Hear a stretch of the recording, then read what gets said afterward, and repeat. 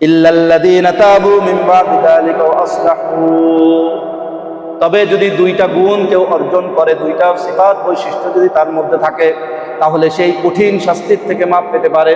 এক নম্বর হলো সে তওবা করবে, সে তার এই বদ আমলের কি করবে, আল্লাহ জেনে বুঝে কত গণতন্ত্র, কত ইজম মতবাদ, কত মদিনার ইসলাম বাদে অন্য ইসলামের দিকে, আল্লাহ কত সুন্নাহ ব্যাপারে সুন্নাহ বাদ দিয়ে কত কাফের মুশরিকের অনুকরণ করেছি বা সেটা মনে লালন করেছি, বিশ্বাস করেছি।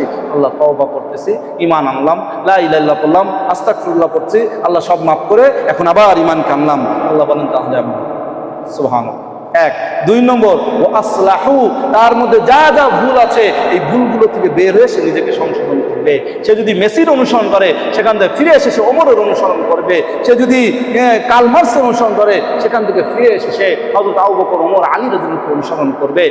নবী ইসলামের অনুসরণকে সে চলে আসবে। সে যদি আরেকজনকে, অন্য কাফের ইহুদির অনুসরণ করতো সেখান থেকে সে বের হয়ে, সে আমেরিকান অনুসরণ করতো সেখান থেকে বের হয়ে সে ইসলাম মুসলমানকে অনুসরণ করবে, কোরআন সুন্নাহকে অনুসরণ করে এরকম নিজের আত্মসংশোধন করবে। তার মধ্যে যদি অহংকার থাকে অহংকার থেকে সে বের হয়ে আসবে। তার মধ্যে যদি হিংসা থাকে হিংসাকে সে বের হয়ে আসবে। তার মধ্যে নজর, বদ নজরের গুনাহ থাকে সেখান থেকে সে বের হয়ে আসবে। তার যদি খারাপ জিনিস শোনার অভ্যাস থাকে সেখান থেকে বের হয়ে আসবে। তার যদি নামাজ কাজা করার অভ্যাস থাকে সেখান থেকে সে বের হয়ে নামাজকে কন্টিনিউ করবে।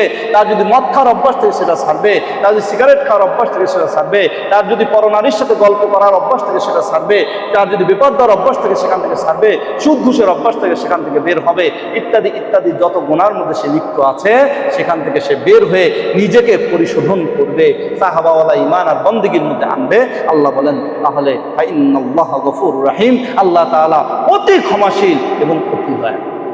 সুবহানাল্লাহ।